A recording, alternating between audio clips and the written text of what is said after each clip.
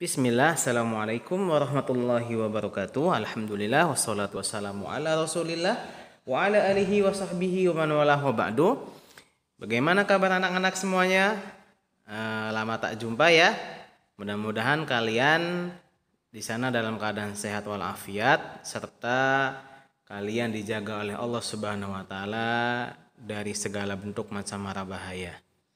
Sesaat lagi kita akan coba mempelajari tentang umbi pada tumbuhan, kemudian spora, kemudian sikap kerjasama, kemudian sikap-sikap atau perbuatan yang menunjukkan melestarikan lingkungan.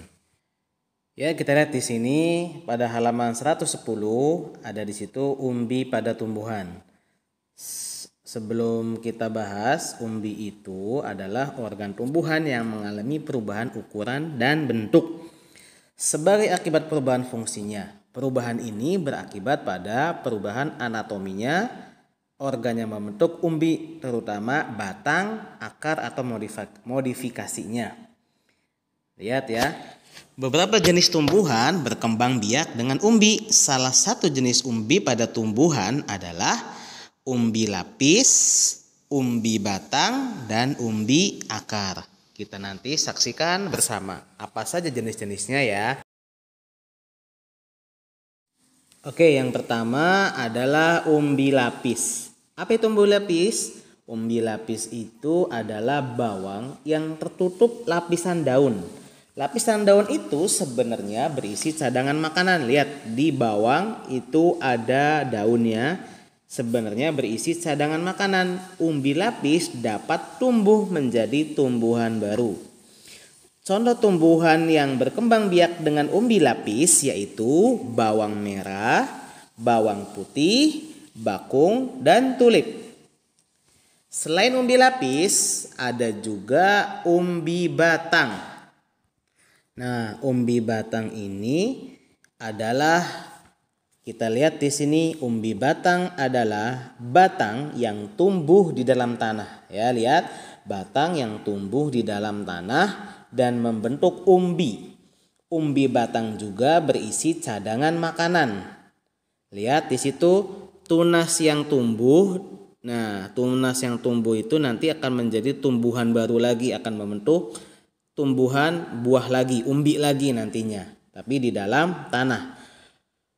Umbi batang juga berisi cadangan makanan. Jika ditanam, umbi batang dapat tumbuh menjadi tumbuhan yang baru.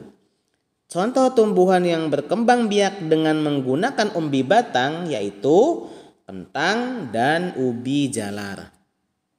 Kemudian selanjutnya adalah umbi akar. Umbi akar ini adalah akar yang membesar berisi cadangan makanan. Jika umbi ini ditanam, jika umbi ini ditanam bersama dengan pangkal batang, maka akan tumbuh tunas. Lalu tunas inilah yang menjadi tumbuhan baru. Umbi akar ini juga bisa dibedakan lagi berdasarkan asalnya.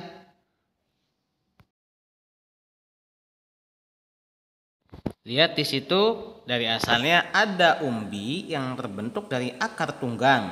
Ada juga umbi yang terbentuk dari akar cabang. Lihat. Tadi sudah ngasih contoh umbi dari akar tunggang. Ya, wortel. Tahu kan semua wortel? Nah, yang merah, kemudian dan lobak. Lalu contoh umbi dari akar cabang adalah ketela pohon atau yang bisa dikenal dengan singkong. Ya, ini gambarnya ya, singkong. Jadi kalau umbi akar itu ada dua. Ada yang berbentuk akar tunggang, ada yang berbentuk dari akar cabang. Kalau akar tunggangnya wortel, lobak, akar cabangnya singkong. Nah, selanjutnya adalah spora ya. Dilihat dari teks percakapan antara Leni dan Nina, kesimpulannya bahwa si Lani itu menanyakan apakah tanaman suplir itu menghasilkan buah atau biji. Ternyata jawabannya tidak. Ya, tidak menghasilkan buah atau biji, buah dari biji ya. Kemudian di sini Cara perkembangbiakannya tanaman suplir itu melalui spora. Apa itu spora itu? Spora itu adalah dilihat bagian tumbuhan yang berfungsi untuk memperbanyak tumbuhan pada tanaman suplir. Ya, lihat. Spora itu nanti tertiup angin. Ya, tertiup angin jadilah tumbuhan baru lagi. Kemudian ketika tertiup angin jatuh di suatu tempat yang lembab. Nah, ingat tempat yang lembab. Spora itu jatuh akan tumbuh menjadi suplir yang baru. Di sini ada tanaman suplir itu biasanya atau tanaman hias ya yang biasa dipasang, ditempatkan di taman dan di kebun, yaitu tanaman yang berkembang biak dengan spora. Artinya lihat ciri-cirinya tuh tanaman ada 3. Lihat di daunnya itu seperti biji, bijinya seperti biji tapi bukan biji ya, lembut sekali, ada bintik-bintik, ada bintik-bintiknya, itu yang dinamakan sporanya. Berikutnya adalah contoh kerjasama, kalian bisa lihat di halaman 119. Seperti yang dilakukan oleh Tony dan ayahnya. Selain itu juga kamu juga dapat bekerja sama membagi tugas di rumah dengan kakak atau adikmu. Nah, kerjasama ini prinsipnya adalah saling memudahkan ya. Seperti yang sudah Bapak sampaikan bahwasanya ketika satu lidi dipakai untuk membersihkan sampah, mungkin hasilnya pun akan lama banget. Tapi ketika lidi itu disatukan, satu demi satu terkumpul, kemudian tambah banyak, maka sampah yang akan dikumpulkan pun semakin cepat. Itulah prinsip dari kerjasama. Selanjutnya, bagaimana cara melestarikan lingkungan? Cara yang pertama, merawat tanaman. Yang kedua, melakukan penghijauan. Yang ketiga, menjaga kebersihan dan keindahan lingkungan tempat tinggal, supaya lingkungan kita tetap bersih dan sehat.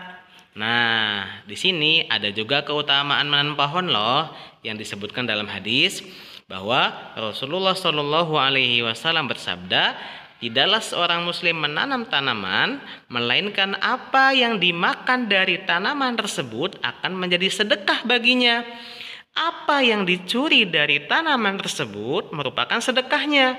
Apa yang dimakan oleh binatang buas dari tanaman tersebut merupakan sedekahnya. Apa yang dimakan oleh seekor burung dari tanaman tersebut merupakan sedekahnya. Tidaklah dikurangi atau diambil oleh seseorang dari tanaman tersebut kecuali merupakan sedekahnya. Masya Allah.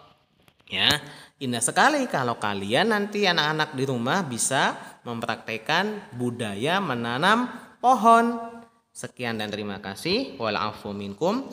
Wassallallahu ala nabiyyina Muhammadin wa ala alihi wa sahbihi ajmain wa akhiru da'wana alhamdulillahi rabbil alamin. Subhanakallahumma wa bihamdika ashhadu an la ilaha illa anta astaghfiruka wa atubu ilaik. Assalamualaikum warahmatullahi wabarakatuh.